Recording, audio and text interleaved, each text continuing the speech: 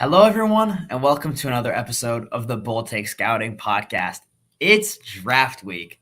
Draft week is finally upon us. The draft is in just 3 days. Finally, in a matter of just, about 100 hours, we'll have on the clock the Jacksonville Jaguars, and we will learn who the first selection is, which currently we don't really know. Word is the Jaguars are going to be the trio of the owner, Saad Khan, the GM, Trent Baalke, and the head coach, Doug Peterson, will be meeting on Wednesday to make that decision. And we've kind of heard that each guy has a different favorite. Yeah, I think this is easily the most confusing draft that I've witnessed. It's gonna be fun, Yeah. but definitely won't be getting 12 and 10 picks right in our first round mock this year. I'd be shocked to see anyone really close to that. We don't really know anything. Yeah, in the frustration of trying to concoct my final mock draft, I've been trying to remind myself, okay, this shouldn't be frustrating. This should be exciting. The draft is going to be so fun to watch. We'll probably have some surprises. We've actually had some reporters say that what they've heard basically is expect surprises. Peter King said a surprise is expected out of Jacksonville. We've heard other people say, top 10, probably going to be some surprises. So, I got to set the frustration aside, and I can't wait to finalize that mock and then just all day Thursday to just be antsy with anticipation for the draft. Yeah, I think something interesting to mention too. We've heard that GMs have said expect surprises. We've also heard that from reliable reporters that GMs have been calling them to try to find out, especially in the quarterback market, to try to find out who's going to get picked, before that specific team picks. So, I mean, we don't know anything, reporters don't know anything, and it really seems like teams don't know anything. So, yeah, it's frustrating putting together these mocks, but it's going to be a really exciting and entertaining Thursday night. I think it's a good point you bring up because I don't think I've heard before that GMs are asking these reporters that, we follow on Twitter and stuff, and they've all been contradicting each other. So if GMs are using them or really resorting to them as sources, wow, no one really knows what's going on. And so what makes it really interesting is the trade situation. Usually teams have a better feel for what's going to happen. So, they can plan more accordingly because of trades. Do you think we're going to see more trades this year because people just aren't really sure whether or not their guy is going to get to them, so they make sure it happens? I totally. I think that, maybe outside the top 10, I think we'll see a ton of trades. Maybe inside the top 10, maybe one or two. But I think outside the top 10, 11 Yeah. to 32, I think we'll see a ton of trades because, like you said, teams have no idea where other players are on other teams' boards. And, normally teams have an idea of, oh, maybe we're at 22. That guy will most likely fall to us.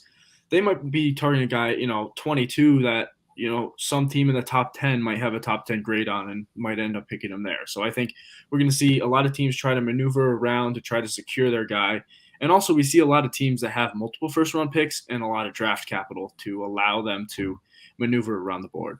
Yeah, we've heard time and time again that a lot of teams want to trade down. There's a lot of uncertainty at the top of the draft board. Might not be as talented of a crop in the top 10, 15 picks as usual. Teams especially want to turn the picks this year into picks next year.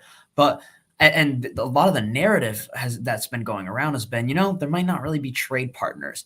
But I mean, thinking about it, I can think of really a handful of teams that I could see being motivated to trade up in the first round. So if you had to pick one team that you feel confident is really working the phones to trade up and thus will probably have a good chance of doing so because of the amount of teams wanting to trade down, who would that team be? I mean, I think the easy answer is the Saints. I think we've heard from a lot of people that the Saints are working the phones trying to move up. Whether that's for a quarterback or another position, we don't really know. Another team I'll throw out there, I think, that is probably working the phones a lot, the Packers. Mm, I think, obviously they traded Devontae Adams. I think they're targeting a wide receiver. I'm just not sure one of the wide receivers that they're targeting is going to make it to them. For a while, I was like, oh, I'm going to guess Chris Olave to the Packers makes a lot of sense. He seems like he fits the team. yeah. We've heard some other reliable reporters mention that as a possibility. Now it doesn't really seem like Chris Olave will get there from what we've been hearing. So I think they're a team that might try to move up. And then the third team, the Kansas City Chiefs. I think they've basically said that they don't plan on using all 12 of their picks. So I'd expect to see the Chiefs move up in round one, again, potentially for a wide receiver. Yeah, Brett Veach, the GM for the Chiefs, actually said they only have 18 to 19 first rounders, and chances are one getting to 29, 30 where they pick is slim. And sometimes GMs are actually just honest in these press conferences, and I wouldn't be surprised if he was just being honest there. And again, as you said, they've got 12 picks. Chances are they are going to manufacture a move up. It makes sense for the Packers too. I don't think Olave will be there. They could easily go up to get their guy. And how fitting would it be that, after so many years, the Packers not picking a wide receiver in round one, not only do they pick one, but they vault up the draft board to get one. I think that would be a really interesting draft storyline. And now to circle back to the first team you brought up, the Saints, I think, are maybe the most fascinating team in the draft because they made a really peculiar trade with the Eagles, acquiring a second mid-first round pick. And I haven't really been able to get a read on what that's for. If it's there's been a lot of buzz that they want to move up, which would make sense. It could be for a quarterback. It could even be for a defensive player. We've seen them in the past moving up for a defensive player. They gave up an extra first rounder to go get Marcus Davenport a few years ago. So, maybe they do it for, let's say, Sauce Gardner. They wanted to do it last year for Patrick Surtain. They just couldn't get the deal done. But at the same time, I just keep thinking, why would they have done the first trade with the Eagles if they wanted to move up the board, if teams prefer picks next year? If the picks they gave up next year are more valuable, then what was the point? So I could definitely see them making that big jump, but at the same time, I feel like they might just stick and pick two players, given that point that I just made. Yeah, I mean, I could see either one. Again, this draft is wide open right now, so you really could see either one. Something I want to bring up is Mickey Loomis has said that they have now, I think it's 3 picks in the top 50 between their first rounders and their second rounder. And he said that they think they can get 3 players with round one grades for them because of how variable teams' boards are this year. So that kind of Mickey Loomis is saying he thinks he can get 3 players with first round grades on their board. Brett Veach is saying he doesn't think he can get any of his players with first round grades at the end of round one. So again, this just shows you how much difference there is between teams' draft boards. So it's going to be a crazy draft. There's nothing really else to say about that. Yeah. And I'll add that we've mentioned teams that we think can make a big move up the board. I think we could see a lot of smaller trades too. Like, for example, we know the Jerry Jones Arkansas connection. They've been rumored to love Treylon Burks. The Packers at 22 could be targeting Burks. Man, I could see the Cowboys all day calling Bill Belichick, who has never heard of a trade down he doesn't like, and moving up for Treylon Burks, for example. Yeah, I mean, I think little trades like that you might see a lot. As well, just because that one you mentioned makes perfect sense. I mean, we know Jerry loves his wide receivers, his offensive skill positions, and they have been rumored to like Treylon Burks, and so have the Packers. And I think for a while we thought maybe Treylon Burks would fall to the end of round one. I'm thinking these wide receivers are going to go off the board, almost as fast as possible. It just seems like teams are in love with all of these wide receivers in round one. Yeah, I agree. And now let's talk a little bit about the wide receivers, because I'm really interested to see how, the veteran market is going to affect where the wide receivers go.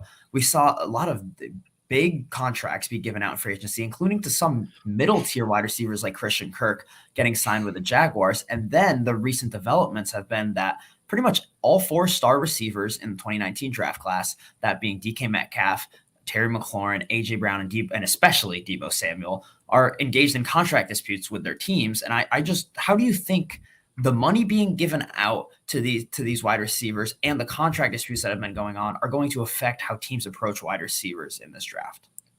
So I think this is part of the reason why wide receivers have been pushed up the board so much. I know Daniel Jeremiah and Bucky Brooks have talked about it before, where, would you rather pay a veteran wide receiver $25-30 million a year, or draft a first round wide receiver that, is probably almost as talented as that guy you'd pay in free agency, pay him at a fraction of a cost, be able to bring in other talented players in free agency as well. So one, saving a lot of money for, 4 to 5 years.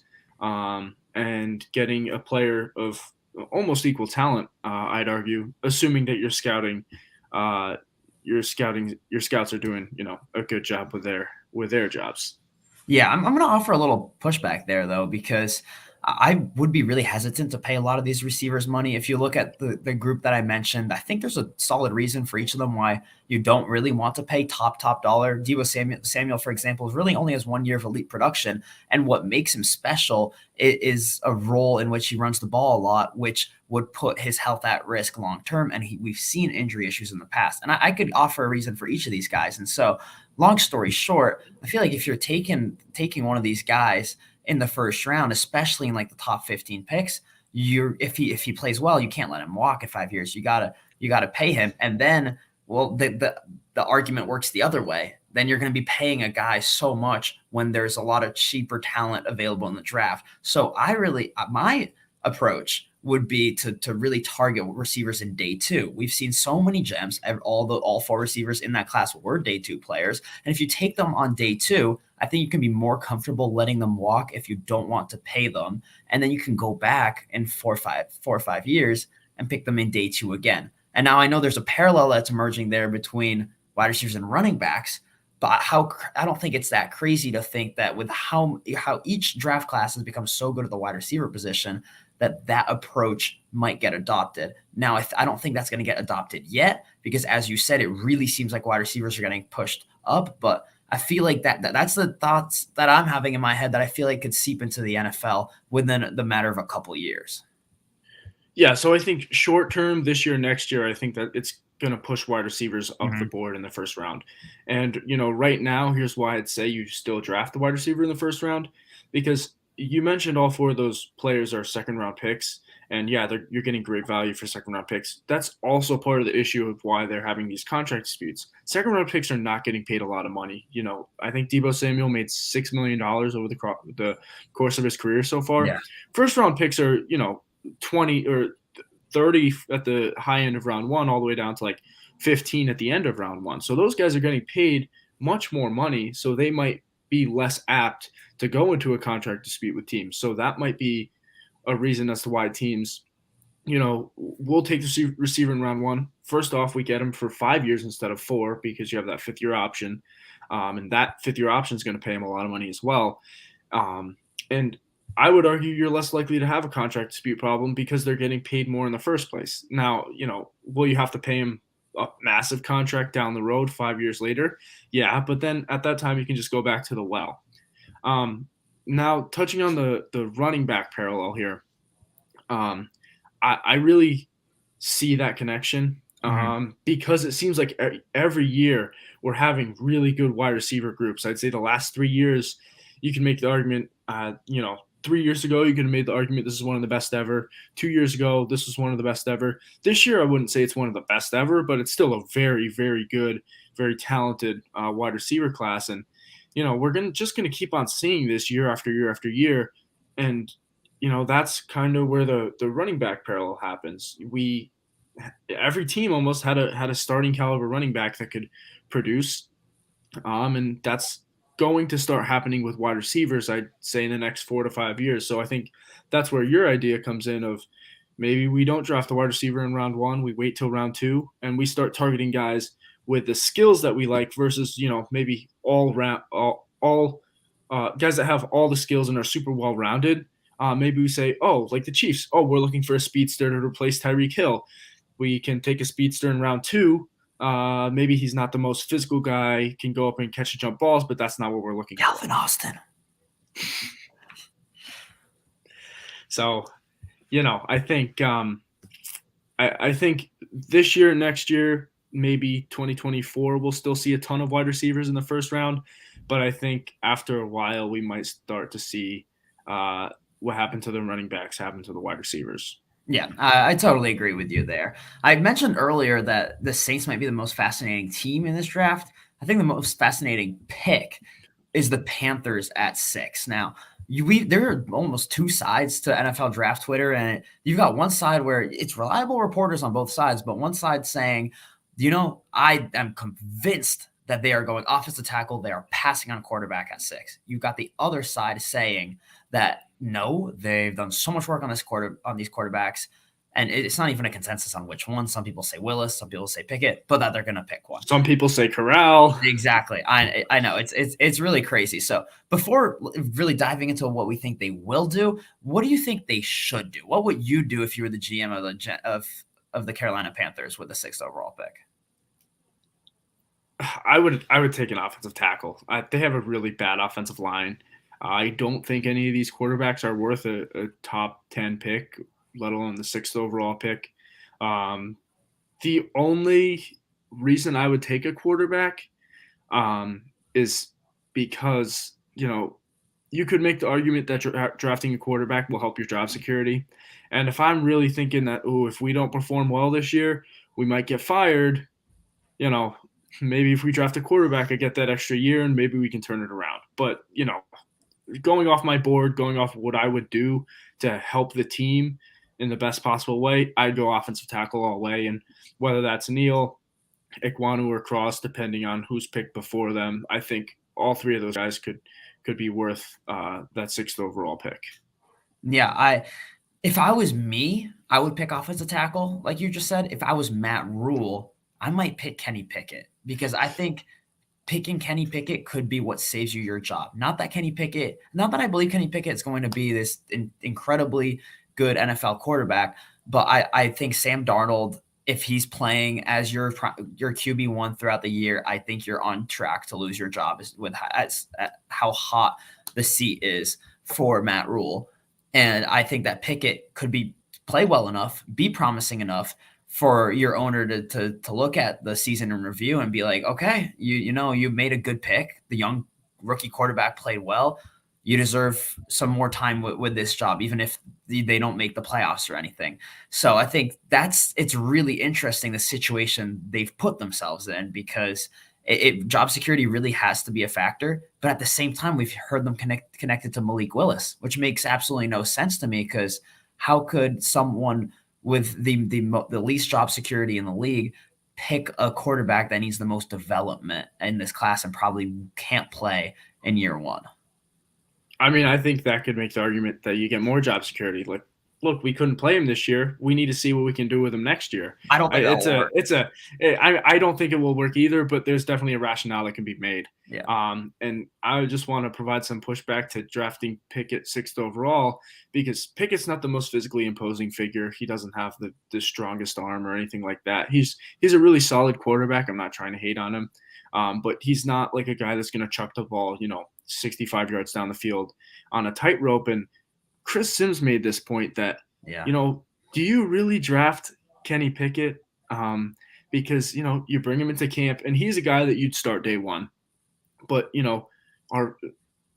what are fans going to think when they see Pickett and Darnold throwing side by side? Fans, teammates. Or teammates. Well, teammates and fans. What are they going to think when you see Pickett and Darnold throwing side by side? It's like, is this guy really better than Sam Darnold? And then if he, starts to play, poorly, you might have some issues in the locker room. So I am not envious of the position the Carolina Panthers front office are in at all.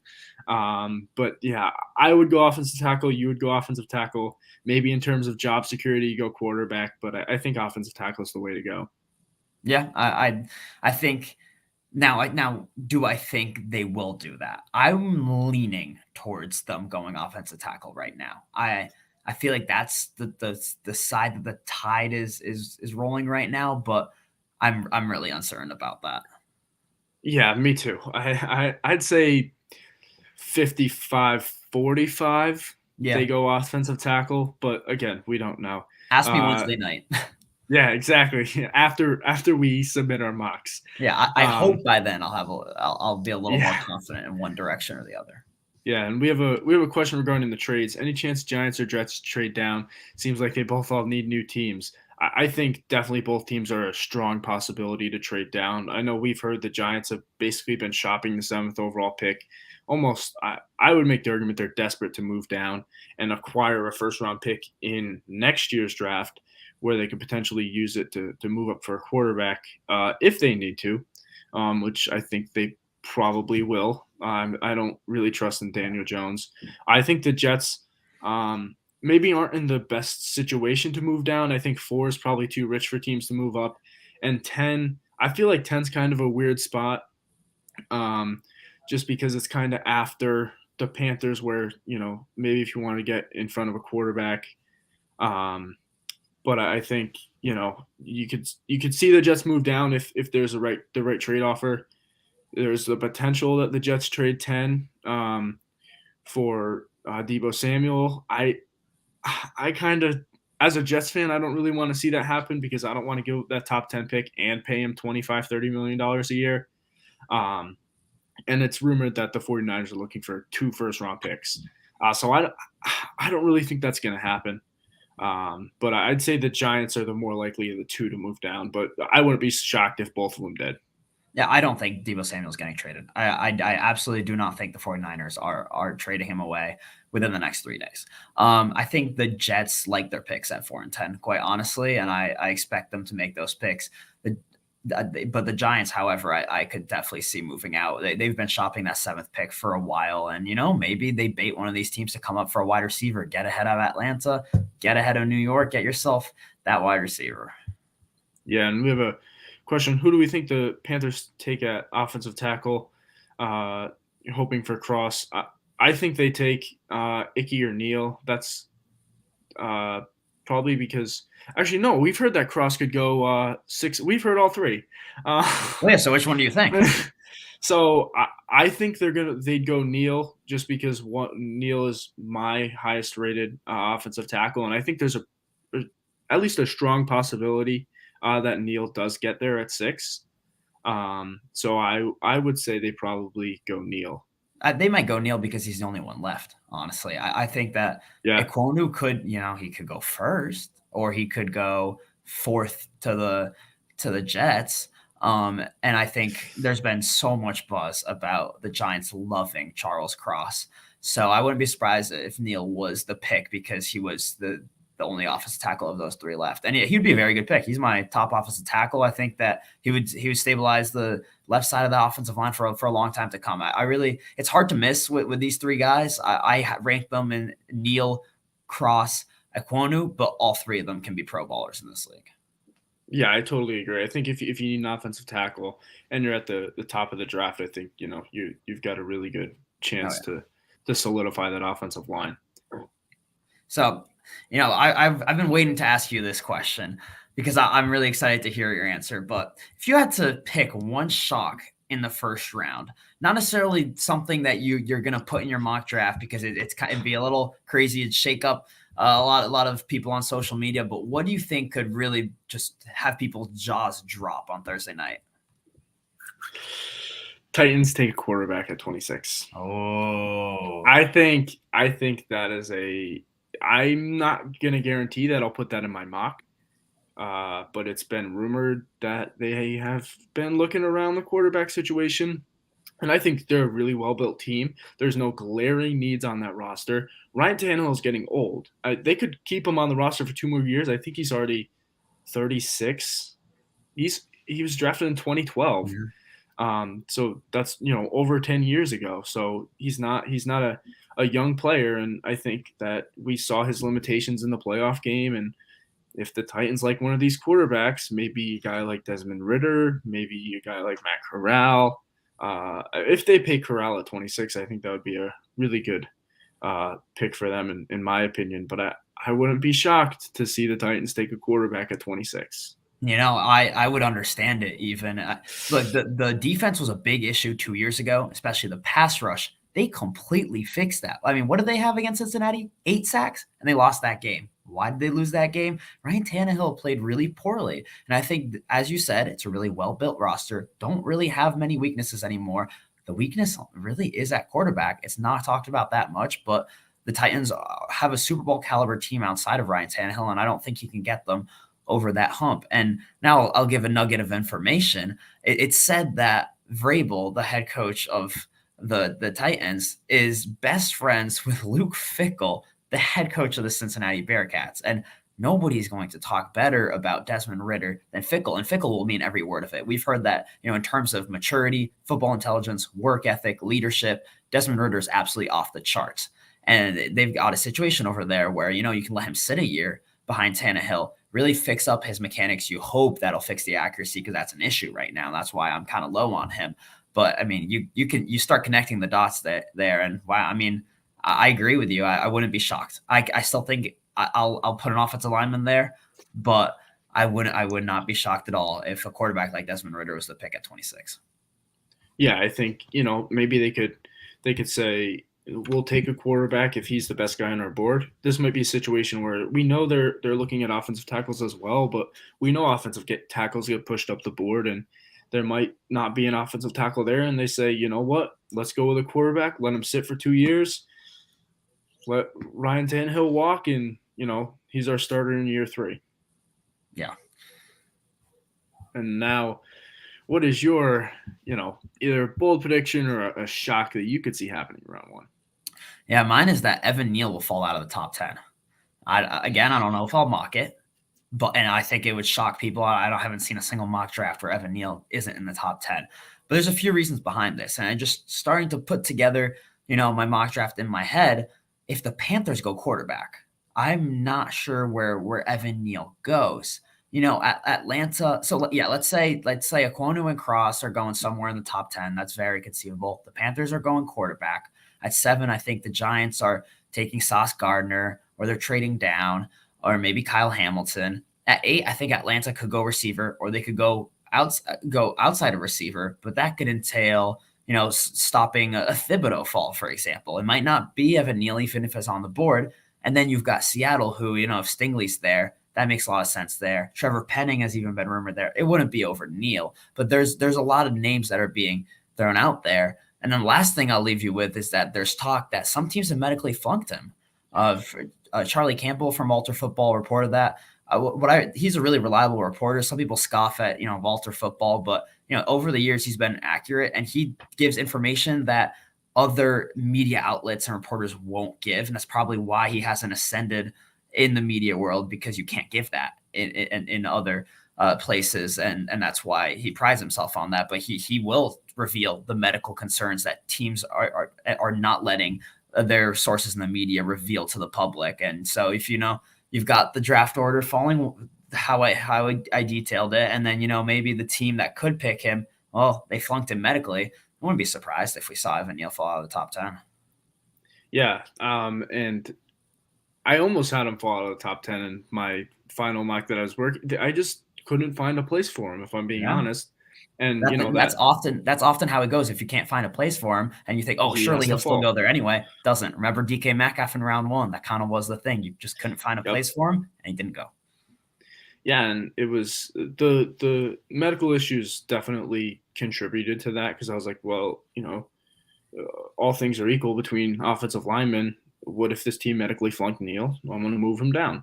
And then, a while I thought that you could see, 3 offensive tackles, 4 defensive ends. It seems like these wide receivers and these cornerbacks have been pushed up the board.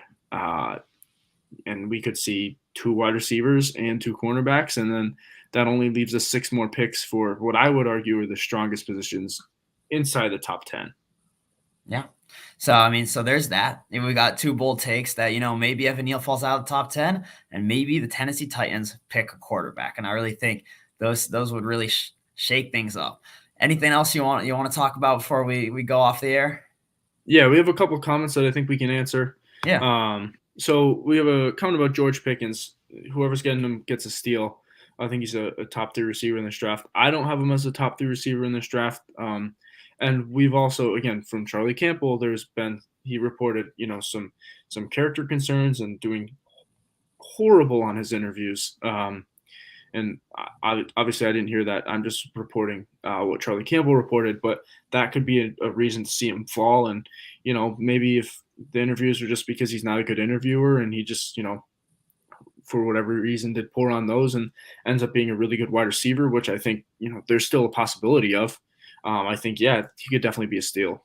Yeah, I think Pickens is such a difficult projection, especially with that considered, because on the field he's a high effort guy. He attacks every play with the intention of doing everything he can to make a play. So it's difficult to assess that, especially from the outside. But yeah, the report was that the interviews and the character evaluation quote unquote from Charlie Campbell, terrible. So I did move him down. By talent, though, totally agree with that comment. So I think you can pull up another comment Yeah. here. So we have a question. What last minute changes are you guys making in your mock drafts? In all honesty, Everything. everything. I made my mock last night and this morning, and that was supposed to be my quote unquote final mock, unless I see some big rumors come out. And number one, I'd say there have been some pretty big rumors to come out today, and Oh yeah. and number two, I just sat back and looked at it, and I said I really don't like this at all. Just starting, almost at the very top. It's so hard to project this year. It's not like last year where right, we knew who was going 1 and 2. There was a 50-50 chance between pick 3. Pick 4 seemed, pretty set in stone. Pick 5, you could argue, is pretty set in stone. Pick 6, set in stone. And then, from there it was just we knew it was going to happen in the top 10 for the most part. And the first shock was J.C. Horn at 8. And now we could definitely have a shock at 1 because it's between 2 or 3 players. Yeah. I made my quote unquote final mock yesterday, disliking it and knowing I was going to blow it up. Usually I'm very wary of making too many tweaks. I like to make my mock Sunday knowing there's going to be a lot of draft week smoke and trying to resist really altering it too much. I think this year, the rumors that are coming out this week are not smoke that comes along because we've gotten too accustomed to the same projections in the top 10. I think this year it's really people, maybe finally catching on to what's happening. That's how I'm going to read it. Hopefully as well. I really truly don't know how good my mock draft will be. Not as confident as last year. Maybe it's good, maybe it's not. No one's going to care on Thursday night when we're going to forget all the mock drafts we read and we're going to enjoy the draft. Yeah, I would say, like you said, these rumors may not be too much smoke. I'd argue it's like the Baker Mayfield rumors in 2018 when we found out, the day of the draft, all of a sudden Baker Mayfield was going 1, and people say, oh, like, is that smoke? Blah blah blah.